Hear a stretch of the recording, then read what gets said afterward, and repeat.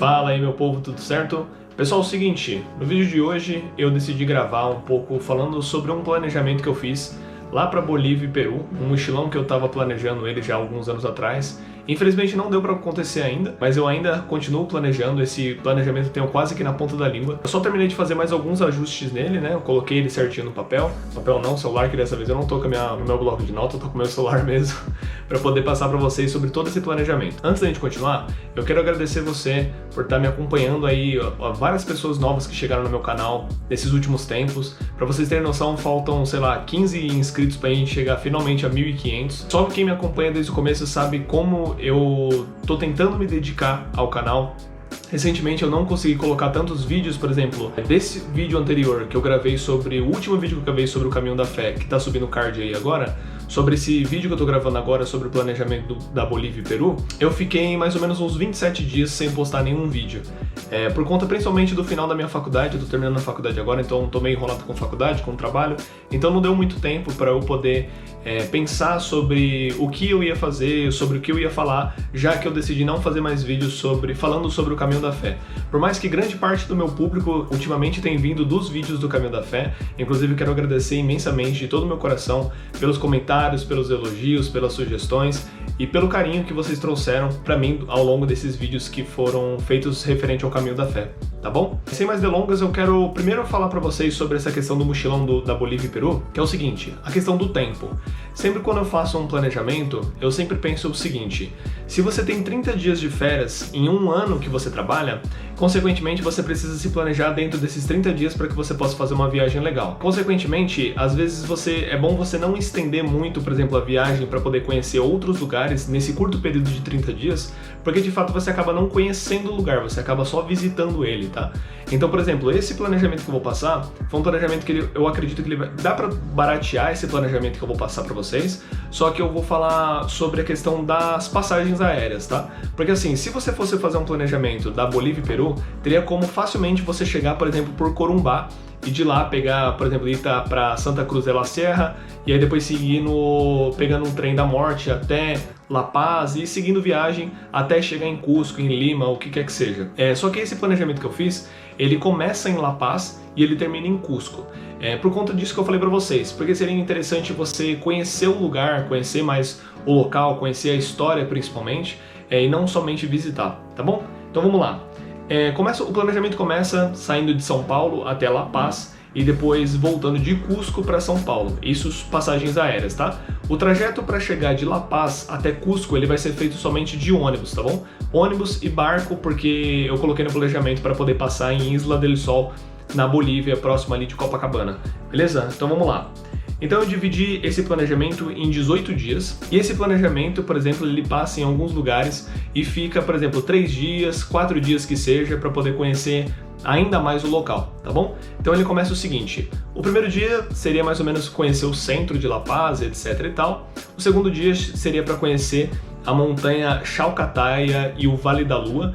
Algumas coisas que eu li, eu não ia colocar isso aqui no planejamento, mas algumas coisas que eu li, é interessante colocar esse lugar, principalmente porque o parque do Vale da Lua, ele é a coisa mais linda, pelas fotos que eu vi, ele é a coisa mais linda e tem outras agências, ou até você consegue chegar no Vale da Lua de transporte público mesmo. Só que se você for por agência, você paga mais ou menos uns R$90, tá? Esse planejamento, por exemplo, para poder chegar lá custando R$90, já tá tudo incluso, tá? O parque que você vai ir e assim vai. Porque todos os parques, não só a montanha Chalcataya, mas o Vale da Lua, você tem que pagar um ticket de entrada, tá bom? Então esses R$90 seria tudo incluso para você ir, voltar, conhecer os parques, pagar o ticket e assim vai. No dia 3, faria a famosa Death Road, que começaria lá em La Paz, desce todo aquele trajeto lá de bicicleta. E o cálculo que eu fiz em diárias em La Paz tá custando mais ou menos uns R$200 uma pessoa, tá, com café da manhã. E tudo isso eu fiz uma pesquisa média, tá? Então eu olhei lá no Booking, olhei em outros sites de hospedagem e fiz mais ou menos um cálculo de média para 3 dias naquele lugar, tá? Esses R$200 é por pessoa e todo o preço que eu tô passando para vocês também é por pessoa. Uma coisa que eu esqueci de avisar, Death Road, pelo que eu pesquisei, o preço tá custando em torno de R$150 por pessoa também, tá? Então vamos lá. No outro dia, no terceiro dia, né, que você conheceria toda a questão do La Paz, Death Road, a montanha Chalcataya e assim vai. De lá a gente partiria de La Paz para Copacabana, que a passagem está custando em torno de R$15. Pelo que eu pesquisei, tem muita agência aos redores de La Paz que faz esse trajeto, até Copacabana, que está custando mais ou menos uns R$15 aí por pessoa. Então, chegando em Copacabana, a gente já iria direto para a Isla del Sol, que está custando mais ou menos a passagem de barco de R$10. E seria interessante chegar em Copacabana de manhã, de tarde mais ou menos, então o trajeto de La Paz até Copacabana não é longe. Então, chegando lá, no mesmo dia já segue para a Isla del Sol para poder conhecer aquela ilha e assim vai. O preço das 3 diárias em Isla del Sol para poder conhecer os arredores tá custando em torno de uns R$350 por pessoa, tá? Pelo que eu pesquisei, realmente Isla del Sol é um pouco mais caro do que La Paz, né? Até faz sentido porque você vai estar numa ilha. Então, depois de lá, de conhecer a Isla del Sol, a gente voltaria para Copacabana e ficaria mais um dia lá para poder conhecer também aos redores de Copacabana, e essa diária custaria em torno de R$80, tá? E depois de Copacabana, a gente iria até Puno. Então a passagem de Copacabana a Puno, já no Peru, custaria R$55 por pessoa também. O planejamento que eu fiz para Puno, eu fiquei um pouco confuso porque, tipo assim, você consegue encontrar pouca informação na internet. Não só de vídeo, mas pessoas que foram para lá não contam muito bem sobre o centro de Puno. Falam que realmente não é uma cidade que tem muitos atrativos no centro da cidade. A cidade ela é um pouco mais conhecida sobre essa questão do folclore peruano, né? Geralmente lá tem muitos festivais referentes a essa cultura deles, mas o que mais você encontra na internet é sobre as ilhas de Junco, a ilha de Urus e outras ilhas, que são aquelas ilhas flutuantes que ficam no lago Titicaca. E para conhecer essas ilhas eu vi mais ou menos um preço aqui, que está em torno de R$200, tá, por pessoa, para poder conhecer a ilha de Urus e outras ilhas ao redor. Aí a passagem de Puno para Cusco está custando mais ou menos uns R$90, que esse seria o nosso último trajeto até chegar em Cusco. E se a gente fosse ir para Puno, a gente ficaria 2 dias lá, então custaria mais ou menos uns R$100 os 2 dias. Então beleza, então chegando em Cusco a gente fecharia com uma agência ou qualquer que seja para poder fazer aquelas montanhas coloridas que é o Vinicunca. E além disso, tem algumas agências que elas fecham o trajeto ida e volta para Águas Calientes. Se você quer seguir para Machu Picchu, que eu imagino que é a intenção de todo mundo que vai para Cusco, tem algumas agências que elas fazem esse trajeto de ida e volta. Tem algumas formas de você chegar em Águas Calientes, saindo de Cusco, ou de trem, ou indo de van, por exemplo, até o ponto inicial da hidrelétrica, e de lá você teria que ir andando mais ou menos uns 10 km para chegar em Águas Calientes ou Machu Picchu Pueblo. E de lá você seguiria um trajeto andando também até chegar às ruínas de Machu Picchu, tá? Então é o seguinte, a gente faria esse primeiro trajeto aí para ir em Vinicunca, volta, dorme um dia em Cusco e no outro dia a gente segue para Águas Calientes. Tem algumas pessoas que às vezes vão para Águas Calientes de trem, saindo de Cusco, né? O pessoal até às vezes prefere fazer em um dia só, então sai de Cusco, chega em Águas Calientes pela manhã, vai para Machu Picchu, volta, pega o trem e volta para Cusco. Águas Calientes tem uns lugares bem legais para conhecer lá. E outra coisa, a diária lá é um pouco mais cara do que os outros lugares, acho que por conta dessa questão do turismo, que lá é muito bem movimentado, né? Então o preço das coisas acaba encarecendo um pouco, principalmente na questão das diárias. Então, pelo que eu andei pesquisando, 3 diárias em Águas Calientes está saindo mais ou menos uns R$150, tá? Sobre as diárias em Cusco, a gente também ficaria 3 dias lá, antes de seguir para Águas Calientes, tá? Que custaria mais ou menos uns R$130, as 3 diárias. E também, só para vocês ficarem sabendo, para você fazer a compra dos ingressos para poder entrar no parque, entrar nas ruínas de Machu Picchu, tem alguns tipos de ingresso que você consegue comprar. Por exemplo, você consegue conhecer somente o Circuito 1, que é a questão das ruínas de Machu Picchu, da cidade antiga. Também tem o Circuito 2, por exemplo, que é montanha mais o parque de Machu Picchu. Ou, por exemplo, tem a montanha de Huayna Picchu com Machu Picchu, e assim vai. Então tem vários tipos de ingresso. O mais comum, que é para conhecer, fazer aquela foto clássica de Machu Picchu, etc., ela tá custando mais ou menos uns R$152, tá? Você consegue comprar diretamente no site mesmo do governo do Peru esses tipos de ingresso. Além de que tem outras agências que fazem também a venda desses ingressos. Tem até algumas agências que você consegue comprar um ingresso de Machu Picchu direto lá em Cusco mesmo, tá?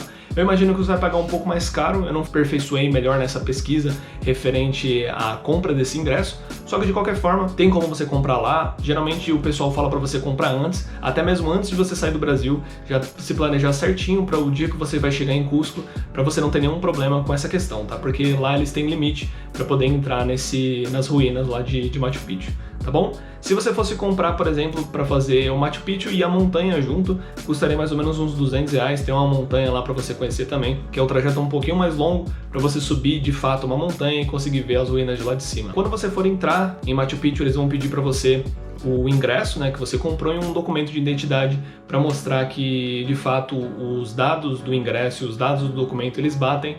E é isso. Então, saindo de Machu Picchu e voltando para Aguascalientes, eu ficaria mais um dia lá, só para poder continuar conhecendo os lugares, até porque eu imagino que eu vou tomar quase que o dia inteiro em Machu Picchu e voltando com o trajeto, porque também tem uma trilhazinha para poder voltar para Aguascalientes. Também tem como você seguir de Aguascalientes para as ruínas de Machu Picchu de ônibus, tá? Tem alguns ônibus que fazem esse trajeto ida e volta. Se eu não me engano, ele tá custando mais ou menos uns R$60. Eu não me lembro exatamente se é isso.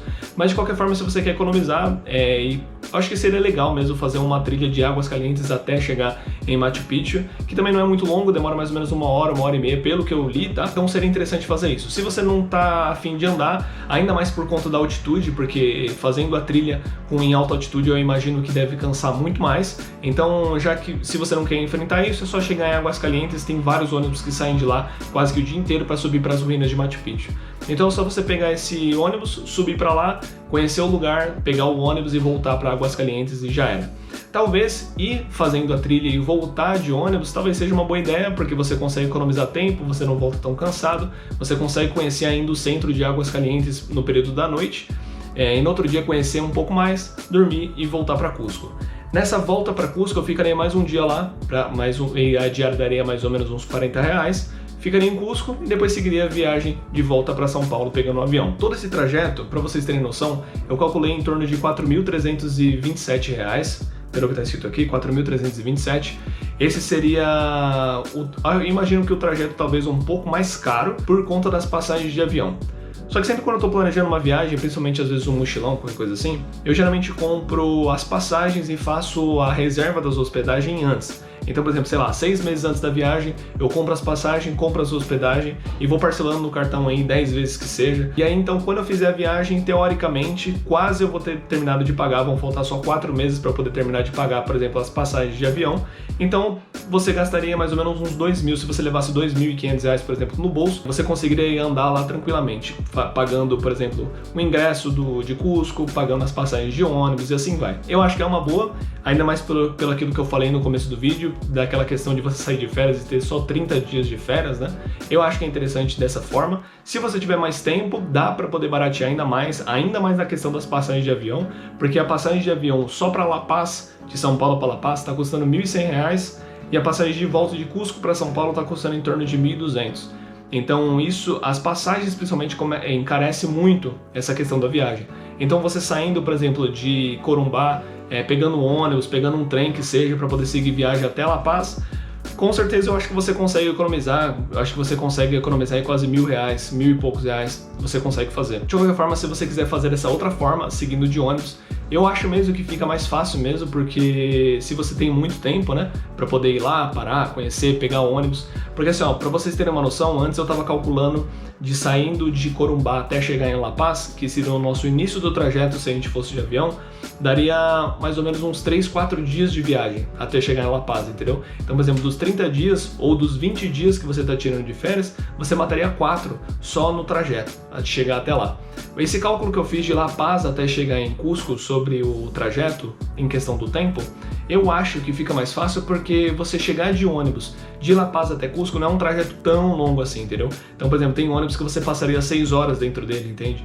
E tem lugares, por exemplo, se você saísse de Corumbá para poder chegar até La Paz, passando por Santa Cruz de la Serra e assim vai, o trajeto demoraria muito, entendeu? Então eu tô calculando também essa questão do tempo, fora comida, hospedagem, assim vai. Eu tô deixando tudo aí para vocês, certinho, sobre algumas imagens, sobre todo o trajeto, como comprar o ingresso, algumas informações eu vou deixar na descrição desse vídeo. Eu espero não ter falado muito rápido, porque eu tô tendo essa sensação que eu tô falando muito rápido para vocês, não sei se ficou claro toda a informação que eu passei, mas se vocês tiverem qualquer dúvida, pode comentar aí, por favor, comenta, que aí também esse planejamento eu tenho na ponta da língua, tudo que eu planejei dele já faz alguns anos que eu planejo esse mochilão, porque um dia eu vou realizar ele, então eu sempre costumo, por exemplo, colocar planejamentos na nuvem, no Google Drive, qualquer que seja, para poder sempre ficar atualizando ele, sempre ficar estudando ele e assim vai. Como eu disse, se você tiver qualquer dúvida, qualquer sugestão, qualquer coisa, pode comentar aí no vídeo. Eu sei que esse vídeo já ficou longo demais, então é isso. Bom, eu quero agradecer você de novo, que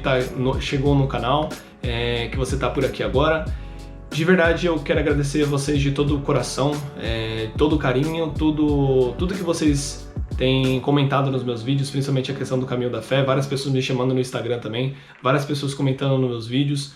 E finalmente a gente está chegando à marca de 1.500 inscritos. Isso já é um marco enorme para mim, porque já faz, sei lá, desde 2016 eu tô com um canal no YouTube e desde então eu tenho tentado fazer com que esse canal cresça e eu acho que finalmente a gente está seguindo pelo caminho certo. Beleza? Então espero que vocês tenham gostado desse vídeo. Não esqueça de curtir, compartilhar, se inscrever. Comenta aí, por favor, o que vocês acharam. Se você tem algum amigo ou se você mesmo está planejando sobre esse mochilão do Peru e da Bolívia, comenta aí para mim, por favor, indica para seus amigos. E é isso. A gente se vê no próximo vídeo. Valeu e falou!